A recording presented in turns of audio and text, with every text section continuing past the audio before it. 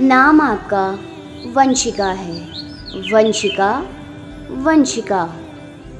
वंशिका नाम का मतलब होता है खुशकिस्मत, काबिल, फैमिली की रानी, the queen of family, lucky, brilliant. Vanshika जैसे ब्रिलियंट नाम के लिए एक ब्रिलियंट सा शेर हाजिर है। यहाँ लोगों का मेला है, हर एक में खूबियाँ हैं पर। यहाँ लोगों का मेला है, हर एक में खूबियाँ हैं पर। जिसे सब वंशिका कहते हैं उसकी बात आला है। जिसे सब वंशिका कहते हैं उसकी बात आला है। ऐसी ही प्यारी प्यारी वीडियोस के लिए हमारे चैनल को सब्सक्राइब ज़रूर कीजिए।